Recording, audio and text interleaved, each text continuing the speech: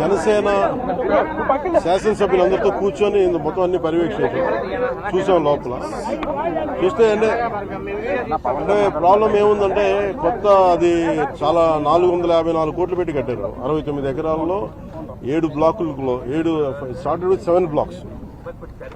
7 blocks నిర్మాణానికి వాళ్ళు చేశారు. అది కూడా ఏం చేశారంటే ఎక్స్టెన్షన్ ఆఫ్ ఎగ్జిస్టింగ్ రిసార్ట్ కింద చెప్పారు.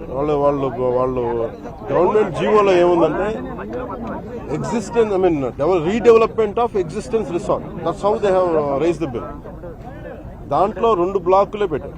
ఫస్ట్ వాళ్ళు పెట్టింది ఏంటంటే 7 బ్లాక్స్ లో బడ్జెట్ ఒకదానికి 90 పైన, ఇంకో దానికి 70 పైన, 2 ఫేజెస్ లో ఇంతే. వాళ్ళు స్టార్ట్ చేసినప్పుడు 164 కోట్ల రూపాయలు, 164 కోట్ల రూపాయలతోటి 7 బ్లాక్స్ ప్లాన్ చేశారు. కట్టేటప్పటికి అది ఆ 7 బ్లాక్స్ ఇంకా పూర్తి చేయాలి. 4 బ్లాకులకి అంటే మనం చూస్తే 4 బ్లాక్ అంటే బిల్డింగ్ కాదు, residential block is 1, CMO office is 1. ఇవన్నీ కూర్చొని అలాగా వాళ్ళు 7 బ్లాకులు ప్లాన్ చేసుకుంటే 4 బ్లాకులే కట్టారు. 7 బ్లాకులకి వాళ్ళు ప్లాన్ చేసినప్పుడు 92 కోట్లు ఫస్ట్ ఫేజ్, రెండో ఫేజ్ 53 కోట్లు. సో రెండు కొంచెం అటు ఇటుగా పెడితే 160 కోట్ల పై చిల్లుకు వాళ్ళ ఒరిజినల్ ప్లాన్. అది ఏదైనా సరే ఇంకో చోట పైకి వెళ్ళిందంటే ఒక 2 అవుతుంది అనుకోండి. కానీ ఇది 454 కోట్లు అయింది. Not even for the entire 7 blocks, it is only 4 blocks.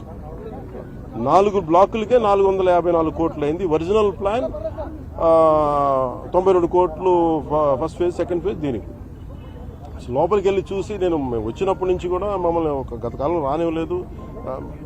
ఇప్పుడు ఏమైపోయింది, ఒక డ్యామేజ్ జరిగిపోయింది.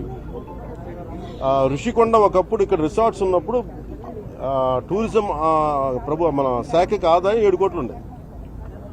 సో 7 కోట్ల ఆదాయం కోల్పోగా ఇప్పుడు అదనపు భారం 453 కోట్లు పడి ఇప్పుడు కరెంటు బిల్లు ఆదాయం మన సంవత్సరానికి కట్టాల్సిన ఇంకా ఉపయోగించకుండానే జస్ట్ అది లైట్ లేసి అప్పుడప్పుడు ఏసీ ఆన్ చేయడానికి ఉట్టినే జస్ట్ ఆన్ చేసి ఆఫ్ చేయడానికి పనిచేస్తలేదు సక్రమంగా అనుకోవడానికి అది సంవత్సరానికి 1 కోటి రూపాయల పైన 15 లక్షలు అవుతుంది. దాన్ని బట్టి అర్థం చేసుకోండి. ఈ మెయింటెనెన్స్ వీటికి 1.5 కోటి అవుతుంది, జస్ట్ మేయర్ మెయింటెనెన్స్. ఇదివరకు 7 కోట్ల ఆదాయం ఉంది. ఇప్పుడు మేము అన్ని చూసిన తర్వాత లోపల వెళ్ళి పర్యవేక్షిస్తే ఇప్పుడు దాకా అది వాళ్ళు డ్యామేజ్ చేశారు. ఈ టాయిలెట్స్ ఎన్ని కోట్లు, టబ్బు ఇవన్నీ ఇంకా అయిపోయినాయి, ప్రజల్లోకి వెళ్ళిపోయినాయి. ఇప్పుడు మా కుటుంబ ప్రభుత్వం నుంచి మేము పిఎస్సి చైర్మన్, మన సివిల్ సప్లైస్ మినిస్టర్ మనోహర్ గారితో, టూరిజం శాఖ మంత్రివర్యులతో అందరితో కూర్చున్నప్పుడు మొత్తం అంటే జనసేన సభ్యులతో కూర్చున్నప్పుడు, గౌరవ శాసన సభ్యులతో కూర్చున్నప్పుడు జరిగిన డ్యామేజ్ జరిగిపోయింది.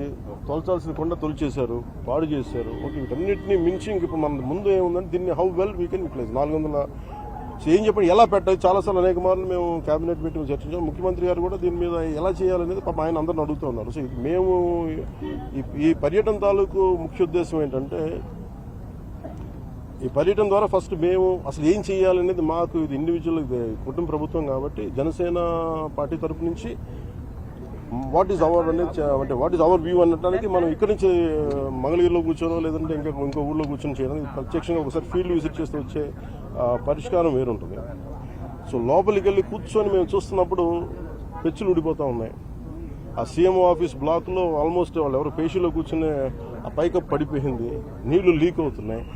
ఇది 2 చేయాలి. ఒకటి బిల్డింగ్స్ అన్ని సేఫ్టీ ఆడిట్ జరగాలి, అదొకటి చర్చించాం. 2 అసలు దీని ఎట్లాగా సేఫ్టీ ఆడిట్ జరిగిన వెంటనే ఎట్లా దీని ఆదాయ మార్గాలు పెంచాలి. మీరు ఎవరైనా సరే వ్యాపారం చేద్దాం అనుకున్న వాళ్ళు కూడా గత ప్రభుత్వం ఏం చేసింది, అది వాళ్ళ ముఖ్యమంత్రి కార్యాలయం కింద, వాళ్ళ నివాసం కింద, వారి కుటుంబ నివాసం కింద పెట్టారు.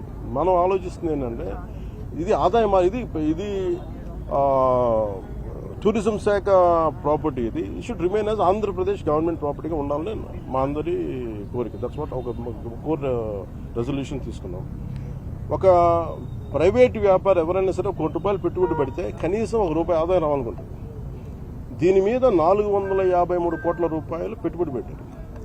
కనీసం ముందస్తుగా ఏం చేయాలి, అసలు బ్రేక్ ఈవెన్ ఎప్పుడు అవుద్ది, ఇది ఆదాయం ఎప్పుడు మారుద్ది అనేది ఏం చెప్పంటే మన మైస్ అనేది ఒక యాక్రోనిమ్ చెప్పారు. ఏంటంటే MICE acronym meetings, incentives, exhibition and conferences. అంతేనా?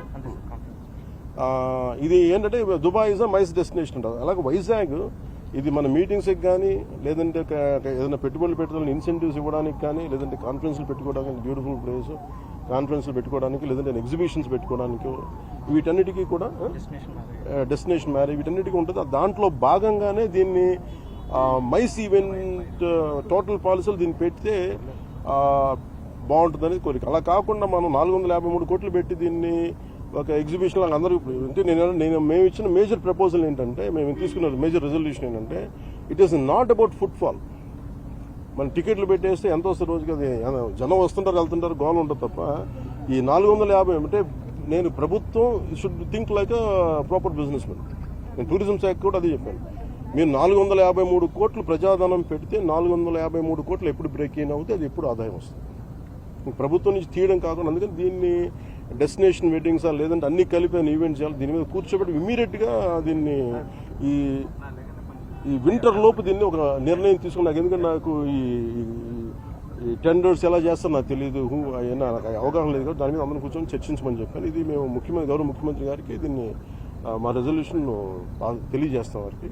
ఎందుకంటే వాళ్ళు కూడా మన ముఖ్యమంత్రి గారు కూడా ఏమంటారంటే చాలాసార్లు మీరు ఏదైనా ఒక ప్రపోజల్ తోటి ఒక సలహాతో రండి మేము తీసుకెళ్తామని అనేక పర్యాలు కేబినెట్ మీటింగ్లు చెప్పారు. సో దాంట్లో భాగంగా మేము ఇక్కడికి వచ్చి కూర్చొని ఇది కుటుంబ ప్రభుత్వం జనసేన ప్రపోజల్గా దీన్ని ఎలా చూస్తున్నాం అనేది వారికి తెలియజేస్తాం. అలాగే మనోహర్ గారు మన సూచన ఏంటంటే దుర్గేష్ గారికి కూడా వెంటనే మాట్లాడుతుండగా వెంటనే దీన్ని మెయింటెనెన్స్ చేయించండి. ఎందుకంటే దుమ్ము పట్టేస్తున్నాయి, ఆల్మోస్ట్ ఒక 1/4 ఇంచు దుమ్ము ఉంది. సో వెంటనే క్లీన్ చేయించినాయి. ఎవరు పడితే వాళ్ళు వెళ్ళిపోతా ఉన్నారు. అందుకని కొంచెం దీన్ని ప్రొటెక్ట్ చేయడం, దీన్ని కేర్ తీసుకోవడం అనేది